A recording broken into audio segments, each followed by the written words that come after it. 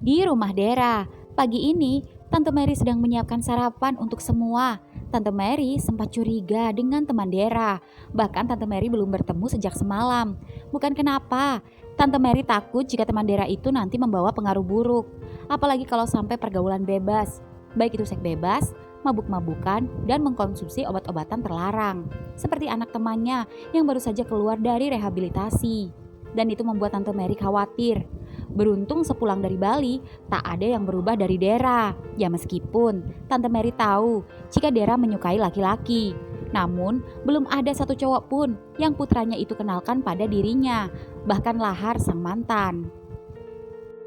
Karena sebelumnya Lahar pernah main ke rumah Dera, namun Dera tak pernah berani mengakui di depan ibunya. Itu mungkin karena meski Tante Mary mengetahui anaknya menyukai laki-laki, tapi masih selalu mewanti-wantinya dan menasehati agar bisa berubah. Karena tak ada orang tua yang ingin anaknya di jalan yang salah. Namun meski begitu, Tante Mary mengerti apa yang dirasakan Dera, karena dia pernah di posisi yang sama dan tidak mudah menjalaninya. Pagi Tante, ada yang bisa Fana bantu nih? Gak usah, ini hampir jadi. Kamu bantuin bangunin Dera sama temannya ya, biar sarapan pagi bareng-bareng. Karena Tante habis ini mau langsung ke RS. Udah bangun dari pagi kok. Nah, tuh mereka. Bu, kenalin, ini Mas Kawah, teman kos Dera di Bali. Maksud Dera, sebelah kos Dera. Dia yang bantuin Dera kalau ada apa-apa. Tante, Kawah. Ucap Kawah bersalaman dan mencium tangan Tante Mary. Ibunya Dera, silakan, ayo sarapan jangan malu-malu. Makasih Tante. Ngomong-ngomong, kelihatannya lebih dewasa dari Dera, kuliah atau kerja? Kerja Tante, saya satpam di salah satu bank. Oh begitu, memangnya lagi cuti? Enggak sih Tan, pas libur aja. Nanti malam saya langsung take off, jadi cuma sebentar aja nggak bisa lama-lama. Yang penting rasa kangen saya terobati sama Dera. Seketika Dera panik mendengar ucapan Kawah. Baru Kawah, satu-satunya cowok yang ia kenalkan pada ibunya dan berani menunjukkan sikap gentlenya. Oh, ayo silakan. Ya Tante. Fana senyum-senyum mengajak Dera dan Dera menginjak kaki Fana. Tante Mary sedikit lega, sepertinya anak ini dewasa dan sopan. Apalagi seorang satpam bank. Pantas ramah. Tante Mary pun lega, meski Tante Mary tahu. Sepertinya ada something di antara keduanya. Itu terlihat dari sikap malu-malu Dera saat menatap Kawah dan sikap Fana yang menggodanya. Jujur, Tante Mary fine-fine saja. Namun Tante Mary harus lebih ketat lagi mengkontrol putranya itu. Mas, telurnya mas. Telur buatan ibu enak loh. Mas kan harus banyak protein biar ototnya bagus. Kan satpam harus jaga otot supaya kalau ada rampok atau maling kuat nangkepnya. Mas Kawah aja nih yang ditawarin telur. Gue kagak. Gue juga butuh protein kali. Ada tuh telur cicak, mau? Maaf ya Kawah, mereka memang suka berantem. Gak apa-apa Tante. Bu, Dera izin sehari ya. Soalnya mau jalan sama Mas Kawah. Sehari aja. Lagian Dera gak pernah izin. Biasanya rajin. Sekali ini aja, soalnya Mas Kawah ntar balik. Ya izin sama gurumu, kenapa sama ibu? Oh iya. Dera, boleh pinjem mobilnya gak Bu? Sehari aja. Boleh, ibu naik ojek aja. Sama Fana aja Tante. Ah, gak bisa pakai moge. Udah gak apa-apa, Tante naik ojek aja. Apa, ibu aku antar dulu? Tanya Dera, sedangkan Fana terlihat mengetikkan sesuatu. Gak usah, ibu naik ojek aja. Ya udah, ibu berangkat dulu ya. Kalau mau keluar, dikunci ya. Iya Bu. Kawah, Tante tinggal dulu ya. Iya Tante. Ya, Tante Mary pun keluar rumah. Dan baru saja Tante Mary hendak memesan ojek, mobil Pak Tundra tiba-tiba saja berhenti tepat di depan gerbang. Mas, untung saja sampai dibelokkan. Fana ngecat, katanya suruh jadi ojek kamu. Naik. Tante Mary pun tersenyum dan Tante Mary pun masuk. Brak, mobil pun jalan. Ya, di rumah Dera sendiri, Fana, Dera, dan Kawah masih sarapan bersama. Fana memperhatikan Dera begitu perhatian pada Kawah. Ada rasa bersalah Fana pada Kawah jika mengingat kejadian semalam dan kejadian sebelumnya. Setan telah berhasil merasukinya saat dalam keadaan horny. Harusnya Fana tak boleh melakukan itu. Itu sama saja melanggar kode etik kesetiaan dengan pasangan masing-masing. Tapi, apa bisa kelakuan keduanya disebut melanggar kode etik kesetiaan? Sedangkan baik Fana maupun Dera belum ada kejelasan dengan hubungan masing-masing. Fana dan Lereng belum memiliki hubungan. Begitu juga Dera yang mengaku masih HTS, masih nggak jelas. Ya meski mungkin setelah kedatangan Kawah yang sudah membuktikan keseriusannya ini membuat hubungan keduanya pastinya lebih upgrade dan lebih jelas. Namun entah kenapa begitu mudahnya Fana melakukannya dengan Dera. Ini tidak boleh diteruskan, lama-lama bahaya jika terus-terusan seperti ini. Fana harus belajar mengendalikan diri. Jujur, Fana iri melihat keduanya. Dan melihat kemesraan Kawah dan Dera membuat Fana semakin termotivasi bahwa jarak tidak menghalangi cinta keduanya. Fana jadi semangat untuk mendapatkan hati Lereng. Itu karena jika Dera saja sempat meragukan Kawah karena sebuah jarak dan bisa luluh karena kesungguhan Kawah yang membuktikannya, maka tidak ada yang tidak mungkin jika Lereng bisa luluh jika melihat kesungguhan dan pembuktian Fana padanya. Ya, Fana jadi semakin percaya diri. Mas, Der, gue jalan dulu ya. Iya Van, ucap Mas Kawah. Van, lo gak usah nginep sini. Kan ibu udah balik. Emang kenapa kalau gue nginep sini tiap hari? Masalah? Tante Mary aja gak masalah? Bleh. Ya, Fana pun melet lalu meninggalkan keduanya yang membuat Dera kesal dan Mas Kawah tersenyum geleng-geleng. Mas, nambah ya? Makasih Der, kenyang. Oh, sebenarnya Fana itu saudara kamu? Oh, bukan sama sekali. Kita nggak sedarah. Jadi orang tua kita itu seketika Dera bingung ngejelasinnya dari mana. Dera malu hendak menceritakan jika orang tua Fana dulunya adalah seorang lesbian. Kenapa, Der? Jadi Om Tundra, bapak Fana itu teman dekatnya ibu Fana dari dulu. Jadi kita deket. Oh, pantas deket. Kenapa kalian gak pacaran aja? Fana cakep juga. Seketika Dera panik saat mendengar ucapan Kawah. Wow, cakepan Mas jauh. Masa sih? Iyalah, lagian selera dia bukan yang sepantaran. Dia sukanya sama yang lebih tua. Kan dia suka Om Lereng. Masih, Lereng yang pernah dekat sama Mas Tebing. Gigolo itu. Iya. Masih muda kali. Tua itu ya sebapaknya Fana. Iya sih, maksudku suka sama yang lebih dewasa. Bukannya kamu juga? Lebih muda Mas Kawah kali. Ya sudah, setelah ini kita kemana? Aku mau ngajak Mas jalan. Pokoknya seharian ini aku mau ngabisin waktu sama Mas. Yuk. Mas, jangan, biarin aku aja, ucap Dera saat Kawah hendak membereskan meja makan. Santai. Di sekolah Fana, sore ini Fana, Farhan dan juga Ye juga Jambrong sedang bermain basket. Dan begitu keempatnya sedang bermain, tiba-tiba saja Marco, salah satu anggota geng motor, berteriak menghampiri keempatnya. Brong, Denim lagi dicegat sama geng motor sebelah gara-gara si Robi. Hah, kok bisa? Rebutan cewek. Si Robi godain salah satu ceweknya anak motor sebelah. Di mana mereka? Di bawah jembatan kembar dekat warung pecel rawon. Seketika Fana langsung buru-buru ke parkiran diikuti Jambrong, Farhan dan Ye dan juga Marco. Semuanya langsung menuju lokasi dan tak lama kemudian keduanya sampai. Tampak kedua geng sedang berkumpul. Fana dan yang lain menghampiri Denim dan Robi, juga geng motor lain yang pasukannya lebih banyak dari pasukan Denim. Namun meski personil geng motor Denim sedikit, tapi pernah memecahkan rekor, mengalahkan dan menumbangkan salah satu geng motor yang lain yang pasukannya lebih besar dari pasukan geng yang ada di depannya saat ini. Hanya dengan satu Jambrong saja bisa menghajar 3-4 personil sampai tumbang. Brong, tenang, ucap Denim menahan Jambrong yang hampir keburu emosi itu. Farhan, Fana, Fajri, ada apa ini? Seketika Denim dan yang lain terkejut saat Farhan, yang meski bukan geng motornya namun masih satu sekolah dan dekat dengan Fana itu, mengenal Fajri, pentolan geng motor yang saat ini bermasalah dengan gengnya. Dengar ya, cewek lo ngaku udah putus sama cowoknya dan itu lo. Jadi bebas dong dia jalan sama siapa aja, termasuk gue, ucap Robi. Tapi lo penyebab dia mutusin gue, bangsat. Woi, cukup. Rob, cari cewek lain aja, Rob. kita kalah pasukan. Gue gak peduli. Jadi, ini pasti salah paham. Masa gara-gara cewek aja ribet? Ucap Farhan mencoba membujuk Fajri yang juga menahan anak buahnya. Han, kalau yang direbut itu cewek lo, si Farah, lo marah gak? Iya iyalah. Tapi kan cewek dia ngaku udah putus. Urusan perkara putusnya karena teman gue. Ya mana teman gue tahu.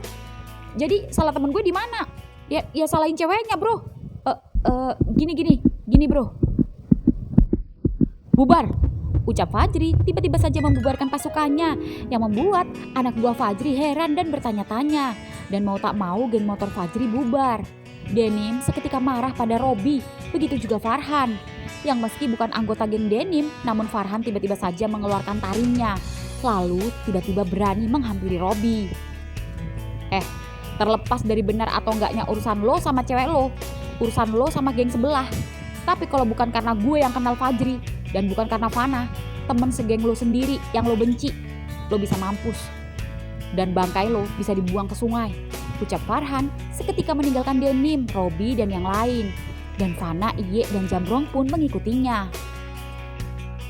Dan di parkiran motor sendiri, Iye yang penasaran itu kini bertanya pada Fana dan Farhan. Fan, Han, kalian kok bisa kenal sama Fajri ketua geng sebelah? Kenal, cuma gak akrab. Kenal di variasi motor, ucap Fana. Kalau gue kenal banget, orang dia cowoknya teman gue si Fajar, langganan bakso gue. Asal lo tahu, Fajri itu juga homo, sama kayak lo pada. Hah? Yang bener Han? Tanya Jambrong. Iya. Duh Han, gara-gara lo ngomongin bakso, gue pengen bakso, ucap Iye. Gimana kalau kita ngebakso? Ajak Fana. Lo yang traktir ya Fan? Kan udah bos sekarang, ucap Farhan. Beres. Ya, keempatnya pun melaju menuju bakso Fajar. Dan tak lama kemudian sampai. Dan begitu sampai, Farhan disambut Fajar yang masih memakai seragam sekolah dan sedang melayani pembeli itu. Han, gue bawa pasukan nih. Hehe. Oh iya bentar, ini catat dulu pesanannya ya. Aku ngelayani dulu. Iya Jar. Guys, itu cowoknya si Fajri. Gitu. Dia kerja di sini? Tanya Fana. Ini warungnya. Dia emang yang ngurus warung bapaknya semenjak bapaknya sakit-sakitan. Oh. Fajri juga kadang bantu-bantu di sini. Kok dia bisa kenal anak STM? Tanya Jambrong. Ya nggak tahu. Katanya sih bokapnya temenan. Udah pesenannya? Tanya Fajar. Udah Jar. Minumnya samain es jeruk semua. Oke. Oh iya. Tadi Fajri WA. Katanya hampir berantem sama kalian. Bener?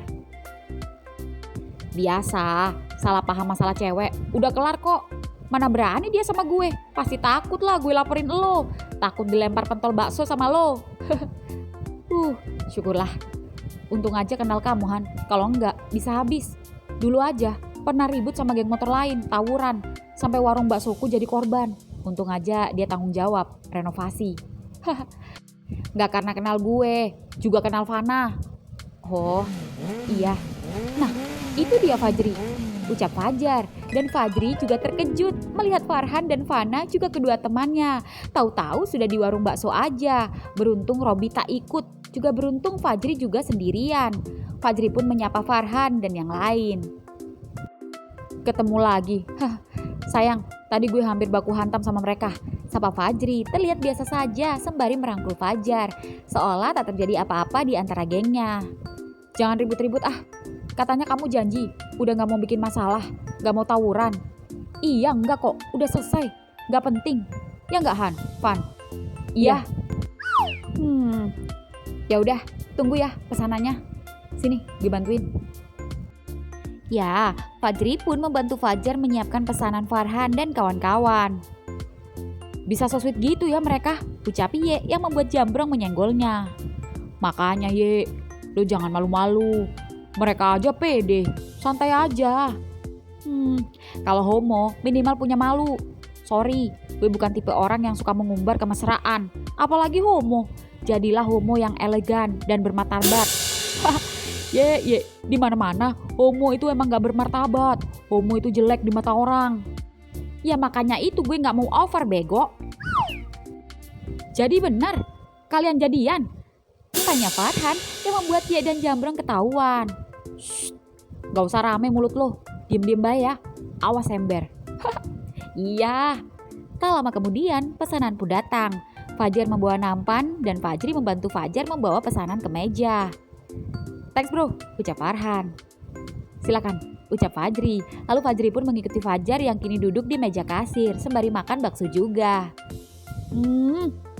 Enak banget baksonya, ucap Iye. Besok kesini lagi ya Ye, ucap Jambrong. Yah. Gue kasih tahu Farah kali aja dia mau gue bungkusin, ucap Farhan. Sedangkan Fana sendiri memfoto baksonya dan mengunggahnya di status WA. Dan begitu baru saja beberapa detik mengunggah. Om Lereng? Hah?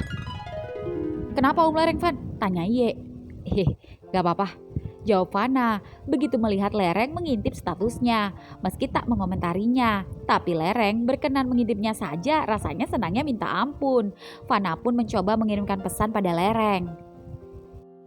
Bakso Om. Lereng membacanya, namun tak langsung membalasnya. Sudah biasa, Fana selalu bersabar, bahkan sudah di level cuek mau balas atau enggak. Fana tetap senang, setidaknya Lereng selalu melihat effortnya. Ya, Fana pun meletakkan HP-nya, menuangkan sambal, saus, dan kecap ke mangkuknya, dan mengaduknya. Dan begitu Fana hendak memasukkan bakso ke mulutnya, HP-nya berbunyi. Lereng mengirimkan pesan. Cemplung. Yang membuat bakso itu jatuh lagi ke mangkok saking kagetnya. Mau dong? Fana yang senang karena Lereng tumben-tumbennya fast respon itu gak kalah cepat. Jari Fana dengan secepat kilat langsung membalas pesan Lereng. Mau baksonya apa mau Fananya Om? Lagi-lagi Lereng hanya membacanya dan tak menjawab pesan Fana. Fana sabar menunggu. Barangkali sebentar lagi Lereng membalas lagi. Fana pun menikmati baksonya. Rasanya baru kali ini Fana makan bakso seenak ini. Mungkin karena hati Fana lagi happy. Namun hingga mangkok baksonya bersih dan Fana selesai menghabiskan baksonya, Lereng belum juga membalasnya. Tak apa, tak masalah dan sudah biasa. Fan, ngapa lu senyum-senyum sendiri? Cie, ada progres nih. Dikit, gak banyak. Pelan-pelan Van, gue aja suka Ye dari lama, dapatnya sekarang. Iya Brong, gue sabar kok. Di sebuah kafe di dalam mall. Sore ini di sebuah kafe yang ada di dalam mall, Mas Kawa dan Dera sedang makan-makan dan ngopi santai. Keduanya memanfaatkan waktu yang singkat itu sebaik mungkin dan melepas rindu sebelum Kawah meninggalkan Dera kembali. Makasih ya Der, udah ditraktir, dibeliin baju, oleh-oleh buat Mas Ruli dan yang lain. Kalau Mas kangen, pakai ya kaos couple kita. Mas warna biru, aku hijau. Iya sayang. Jujur, aku masih kangen. Gak rela Mas balik cepet-cepet. Tapi mau gimana lagi? Nanti kalau Mas ada rezeki lagi, Mas kesini lagi, oke? Cintamu berat di ongkos Mas. Aku jadi kasihan sama kamu. Berat, tapi kalau yang ngejalaninya santai-santai aja jadi ringan. Tadinya Mas juga bingung Der, bisa apa enggak nih Mas jalaninya. Tapi buktinya bisa kan? Mas gak bohong kan? Iya sih, tapi sampai kapan kita terus-terusan seperti ini? Kapan kita bisa setiap hari bertemu, setiap hari bisa bersama, setiap hari pelukan? Kapan ya Mas? Mas juga gak tahu, Mas juga pengennya gitu. Biar kamu gak curigaan mulu sama Mas. Mas kan kerja, gak bisa selalu bisa balas pesanmu, kecuali benar-benar lagi free sayang. Pokoknya Dera pengen suatu saat kita harus bisa bersama. Gak tahu gimana caranya. Iya, sama. Mas juga pengen begitu. Nanti kita pikir belakangan. Tapi sekarang pulang yuk. Mas mau siap-siap take off. Mumpung ada waktu, Mas pengen. Ting. Mas pengen itu. Seronde aja. Boleh gak? 2 ronde juga boleh Mas. Nanti Mas ketinggal pesawat sayang. Tapi kalau di rumah ada ibumu bagaimana Der? Barusan ibu WA pulang malam karena ada pasien konsul. Dia titip salam aja sama Mas. Nih WA-nya. Ibumu cantik juga ya Der, masih muda. Kalau bukan ibumu, Mas bisa naksir. Ih Mas, udah dapat produknya malah pengen pabriknya. Bercanda. Yuk pulang, yuk. Di rumah Fana, Di rumah Fana sendiri, malam ini Fana sedang berada di dalam kamarnya sendiri menunggu Pak Tundra pulang. Sembari menunggu Pak Tundra pulang, Fana membuka laptopnya dan mengirimkan email pada Om Faturnya mengenai pekerjaan.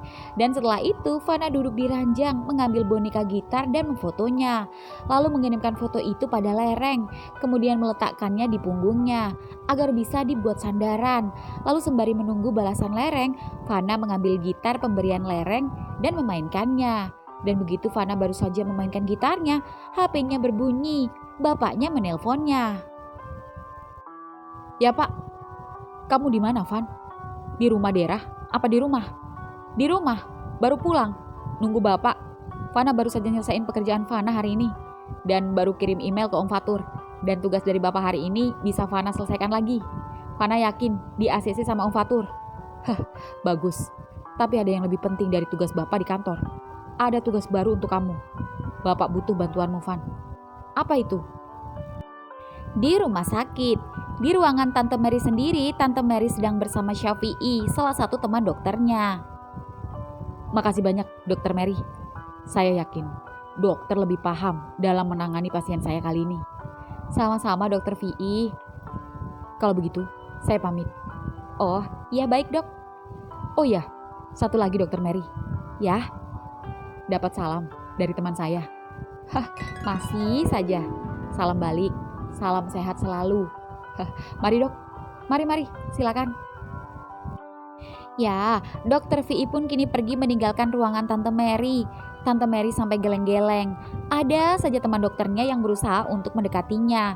Namun entah mengapa setelah kepergian ayahnya Dera, sampai saat ini Tante Mary masih nyaman sendiri dan belum ada kepikiran untuk menikah lagi.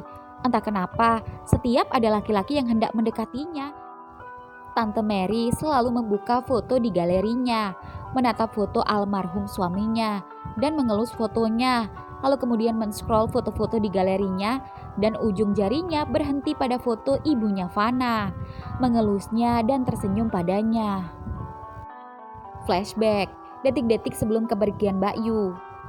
Tante Mary menangis sembari menggenggam tangan Mbak Yu yang pucat. "Mbak, Mer, tolong titip Fana. Aku tidak tahu bagaimana ke depannya. Tapi apapun itu, aku minta tolong. Sayangi Fana seperti anakmu. Dia sangat menyukai kue buatanmu. Setiap kamu membuatkan kue untukku." "Aku janji, Mbak. Aku akan selalu membuatkan kue untuk Fana, seperti aku membuatkan kue untukmu. Aku akan menyayangi Fana seperti anakku sendiri, sebagaimana aku menyayangimu. Pergilah, Mbak. Aku ikhlas." Flashback off. "Mbak, maaf ya, aku belum sempat nyekar. Tapi aku selalu mengirimkan doa kok, baik untuk ayahnya Dera, juga untuk Mbak. Jujur, aku juga lagi bingung, Mbak. Masa Mas Tundra pengen nikahin aku? Yang bener aja, Mbak. Dan sama sekali aku gak ada kepikiran ke sana. Menikah lagi saja aku rasanya malas, meskipun banyak yang mencoba untuk mendekatiku. Tapi aku belum siap, Mbak. Aku masih menikmati kesendirianku. Bahkan ketika aku menemukan wanita sejenis kita, aku mencoba untuk menahan rasa ini, Mbak. Aku ingin sepertimu. Aku tidak mau kembali seperti dulu. Tapi mengapa ada saja yang membuatku kepikiran? Gara-gara Mas Tundra. Apalagi belakangan ini sikapnya aneh sekali. Aku harus bagaimana, Mbak?" Seketika HP Tante Mary berbunyi, Dera menelponnya. "Ya sayang." "Bu, Dera udah di depan RS. Dera jemput ibu." "Kamu naik mobil ibu apa motor?" "Mobil lah. Udah nganterin kawah." "Udah dari tadi, Bu. Udah Dera salamin kok." "Ya sudah, tunggu bentar ya." Ya, Tante Mary pun segera keluar. Dan singkat cerita, Tante Mary pun sampai di lobi rumah sakit, dan ketika langkah kakinya hendak keluar ke jalan, sebuah mobil memepetnya. Tintin. "Dok, mau pulang? Sekalian saya antar ya." "Loh, Dokter Vi kok belum pulang?" "Barusan ketemu teman dan ngobrol sebentar. Mari, sekalian saya antar." "Makasih Dok, saya sudah dijemput putra saya." "Oh, ya sudah kalau begitu. Saya duluan. Mari." Ya, Tante Mary pun kembali berjalan ke pinggir jalan. namun ia tak menemui mobilnya sendiri. Yang ada malah mobil Pak Tundra. Hingga kemudian Pak Tundra keluar dari mobilnya dan menghampirinya. Mas, ayo, aku antar pulang. Tapi Dera sudah jemput. Mana? Gak ada. Sebentar mas. Ih, kok gak diangkat? Tadi katanya jemput kok. Malah bilang udah di depan katanya. Aneh. Sudahlah, bilang saja kamu pulang denganku. Ayo. Ya, Pak Tundra pun membukakan pintu mobil untuk Tante Mary. Dan begitu Tante Mary masuk, surprise! Dera, Fana. Tante, sekali-kali kita makan-makan. Udah lama gak makan-makan bareng kayak dulu. Betul, salut Pak Tundra. Iya bu, biar gak kerja terus, ngurus pasien terus, ucap Dera. Kan kerja sayang, sudah tugas ibu. Iya sih, tapi kapan kita bisa jalan-jalan lagi? Sudah lama kita gak pernah jalan-jalan, ucap Dera merajuk. Kapan kita jalan? Bagaimana kalau kita ke Singapura? Ucap Pak Tundra. Setuju om, ucap Dera. Gimana kalau ke Bali? Sekalian Fana nengokin Om Lereng. Boleh, sekalian aku nengokin Mas Kawah, Mas Tebing, dan teman-teman di resto, ucap Dera senang. Ibu gak bisa seenak itu, asal ninggalin pasien sayang. Apalagi ada pasien khusus yang masih dalam pengawasan ibu. Jadi gak bisa jauh-jauh. Kalau cuma makan-makan deket-deket sini, ibu usahain. Yah, nanti ya, ibu cari hari yang pas dan lihat sikon dulu. Tapi untuk saat ini masih belum bisa. Yah. Sudah. Yang penting malam ini kita dinner bareng. Tapi, by the way, siapa laki-laki tadi yang mau mengantarmu pulang? Teriak Dera dan Fana mencoba menggoda keduanya yang membuat Tante Mary heran. Teman dokter di salah satu klinik. Tadi sempat konsul juga mengenai pasien yang harus aku tangani. Dan tadi gak sengaja ketemu lagi pas pulang. Cakep juga.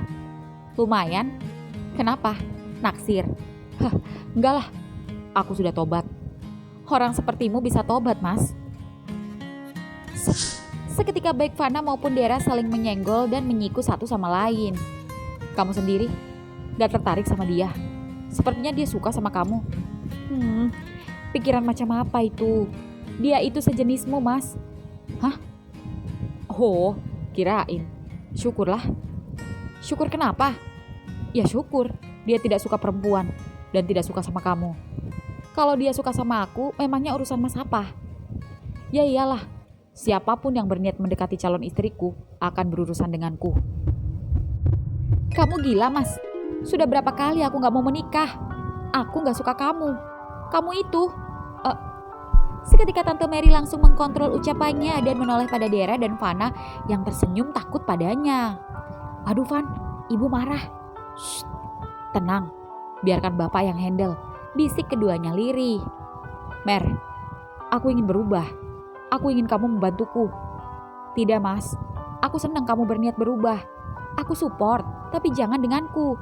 Apa mas gak memikirkan Mbak Yu? Apa mas gak mikirin perasaan Fana? Justru aku rasa ibunya Fana pasti senang jika melihatku bersamamu dan bisa berubah sepertinya. Apalagi dia sudah menitipkan Fana padamu. Karena aku hanya percaya hanya kamu yang menyayangi Fana dengan tulus.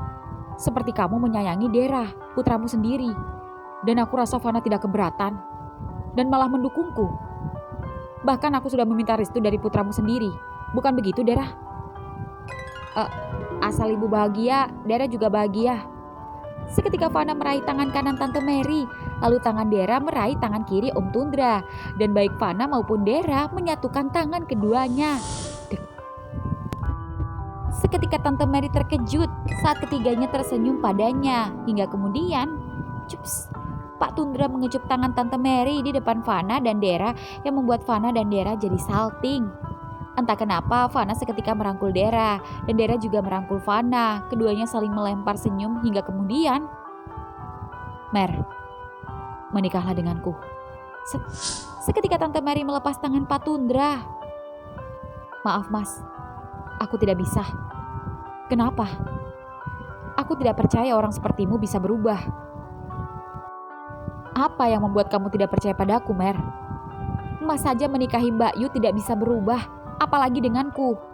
Mer, aku menikahi ibunya Fana dengan kesepakatan. Dan dalam kesepakatan itu, kita masih sama-sama belum berubah dan tak ada niat berubah. Bahkan aku membiarkannya dan tak melarang dia masih berhubungan denganmu. Begitu juga aku. Tapi kita saling menyayangi, itu aja. Tapi denganmu, aku ingin menjalani sebuah komitmen. Aku ingin berubah. Ya tapi masih banyak perempuan lain. Jangan aku yang... Fana mau tante. Dek.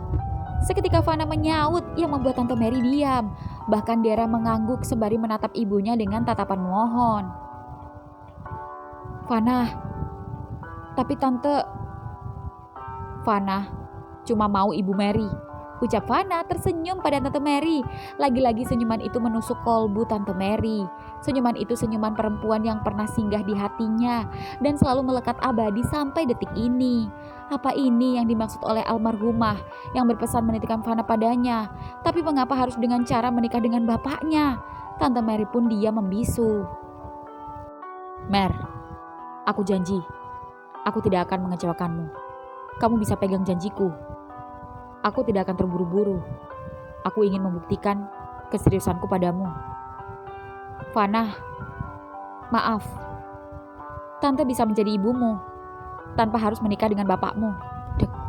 Seketika Fana terkejut, bahkan Pak Tundra bernafas besar. Namun keduanya tak bisa memaksa, bahkan Dera sampai menggenggam tangan Fana. Lalu Fana tersenyum. Fana bahagia.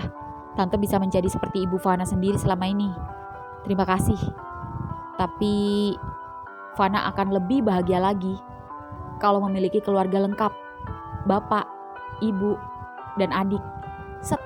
Seketika Fana merangkul Dera dan Dera bersandar di bahu Fana mengangguk tersenyum yang membuat Tante Mary semakin pusing 7 keliling.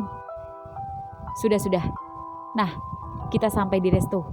Ucap Pak Tundra tersenyum pada Tante Mary. Der, gue kebelet kencing. Sama. Ya sudah, kita masuk, ucap Pak Tundra dan kini keempatnya masuk ke restoran. Selamat malam dengan Pak Tundra ya? Benar. Silakan Pak, mari. Ya, Pak Tundra dan yang lain pun diantar ke ruangan yang sudah direservasi. Mbak, toiletnya di mana ya? Tanya Fana. Oh, lurus saja, belok kiri. Makasih. Van, ikut. Ya, Dera pun menyusul Fana ke toilet, sedangkan Pak Tundra dan Tante Mary memesan makanan, sembari menunggu Fana dan Dera kembali, dan ketika sedang asik memesan. Bapak, seketika seorang cowok tampan menyapanya.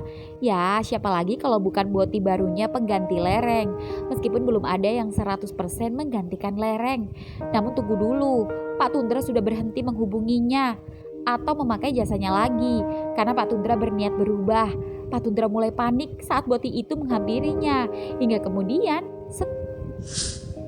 sorry, ucap Pak Tundra menolak saat si boti menghampirinya dan hendak mencipika-cipikinya. Lalu si boti itu menatap Tante Mary yang tersenyum santai. Oh, oke. Kamu sendiri? Sedang menunggu seseorang. Dia sudah datang. Enjoy juga buat kamu, ucap Pak Tundra, dan boti itu pun menghampiri kliennya. Kenapa kamu senyum-senyum, Mer? Sok-sokan berubah. Ternyata aku memang sudah berubah. Barusan aku menolaknya. Kamu bisa lihat bukan? Di depanku kan, di belakang nyosor. Sudahlah Mas, jangan bercanda denganku. Mer, aku serius. Aku sudah tidak menghubungi dia dan bahkan laki-laki lain. Aku stop. Aku pengen parkir. Aku lelah. Sampai kapan aku seperti ini terus? Ya kalau masih nyaman ya lanjutkan. Gak perlu drama. Ingat Mas, aku bukan wanita normal. Aku bisa merasakan apa yang kamu rasakan. Bedanya hanya siapa yang bisa mengendalikan. Kamu menyepelekanku. Oke, aku akan buktikan. Kasih aku waktu. Mer, aku serius. Aku juga serius dan aku tidak mau tertular virus. Aku bersih, Mer. Aku rutin check up. Oh ya? Kalau itu yang membuatmu ragu padaku, bukankah kamu dokter? Kamu bisa mengecekku sendiri kan? Kalau perlu kamu bisa sekalian cek kesuburanku. Jaga-jaga kalau Fana dan Dera minta punya adik dari kita. Hah, kejauhan mas. Dan ini sama sekali gak lucu. Ini memang bukan lelucon, Mer. Aku suka sama kamu, Mer. Sejak kapan? Sejak masalah Fana belakangan ini. Dari situ, aku mulai memikirkan ucapanmu. Dan aku mulai sadar jika ini tidak bisa diteruskan. Itu ucapan wajar. Dan tak ada salahnya jika kita saling mengingatkan supaya menjadi lebih baik. Tapi tak perlu berlebihan, apalagi sampai kepikiran menikahiku, Mas. Dan gak masuk akal kalau Mas suka sama aku hanya gara-gara ucapanku. Mer, ucapanmu selaras dengan tindakanmu. Ucapanmu seolah pentungan yang mampu memukul kepalaku dan menyadarkan otakku. Kedua, aku bisa saja menikahi wanita lain. Tapi yang sudah terbukti memegang amanah dan menyayangi Fana hanya kamu. Itu karena aku menyayangi Mbak Yu. Itulah mengapa aku menyayangi Fana. Tapi bukan berarti aku menyayangi bapaknya juga. Mer, aku rasa kamu belum benar-benar berubah. Maksud Mas? Berubah itu bukan hanya dari tindakan, tapi juga dari hati. Kamu memang tidak pernah bermain dengan perempuan lagi, tapi hatimu masih mencintai istriku. Dan itulah alasan yang membuat kamu tidak mau menikah. Bukan karena kamu sudah berubah bisa menyukai laki-laki, tapi karena rasa cintamu masih besar pada istriku. Bagaimana istriku bisa tenang di sana kalau kamu masih berat padanya? Kalau kamu sudah benar-benar 100% berubah, harusnya kamu menerima pinangan semua laki-laki yang berusaha mendekatimu. Termasuk aku. Mas. Shh. Tenang, Mer. Anak-anak datang. Pikirkan dan pertimbangkan baik-baik tawaranku. Cinta bisa datang karena terbiasa, Mer. Bu, Dera belum pesan. Barusan Om sudah pesankan menu-menu seafood terenak di resto ini. Iya Om. Jangan panggil Om lah. Bisa nggak? Kalau mulai sekarang, panggil Om Ayah. Dek. Mas. Oke Ayah. Kalau begitu, Fana panggil Ibu. Ucap Fana, pro yang membuat Tante Mary lelah. Permisi. Oh, iya. Wah, banyak amat, ucap Dera melihat banyaknya menu yang terhidang. Sedangkan Fana sibuk memvideokan makanan dan juga kebersamaan keempatnya. Lalu mengupload ke status WA-nya. Dan begitu selesai dan mengecek pesan lereng, Fana terkejut ketika foto kontak lereng tiba-tiba saja menghilang. Fana kembali mengecek pesan terakhir Fana pada lereng saat mengirimkan foto boneka gitar padanya. Dan lereng sempat membacanya, namun tidak membalasnya. Tapi mengapa lereng tiba-tiba saja memblokirnya lagi tanpa menjelaskan kesalahannya? Fana panik dan Dera yang merasa curiga dengan sikap Fana itu jadi penasaran. Fan, kenapa? Oh, gak apa-apa. Ucap Fana mencoba tenang dan tak ingin memberitahukan pada Dera. Fana pun yang cemas itu kini menikmati makanannya seolah tak terjadi apa-apa. Hingga kemudian HP Dera berbunyi. Kawah menelponnya. Om, Bu. Ayah, Ibu. Dera angkat telepon bentar ya. Der, kemana? Mas Kawah nelpon, ucap Dera berlari. Siapa Kawah? Tanya Pak Tundra. Cowoknya Pak. Ups, ucap Fana keceplosan sampai Tante Mary geleng-geleng. Ya, di luar sendiri Dera teleponan dengan Kawah. Ya Mas, ada apa? Udah sampai? Udah sejam yang lalu. Kamu lagi ngapain sayang? Lagi makan bersama sama Ibu, Fana dan Om Tundra. Oh, sorry Mas ganggu. Enggak kok, aku malah nunggu kabar Mas.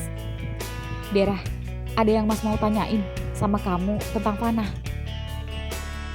Fana? Seketika Dera panik, takut Kawah mencurigai kelakuan Dera dengan Fana.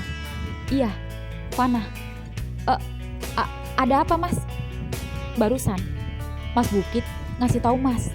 Dia baru saja buka Twitter dan gak sengaja ngelihat video lereng sedang digilir anak-anak SMA. Dan 2 di antaranya Mas melihat teman kamu yang semalam sempat kenalan sama Mas di rumah kamu. Jambrong, iya. Dan Mas yakin orang yang memvideokannya itu Fana. Mas tahu suaranya. Video yang mana Mas? Seketika Kawah mengirimkan link pada Dera. Dan begitu Dera membukanya dan memutarnya. Brong, double fuck.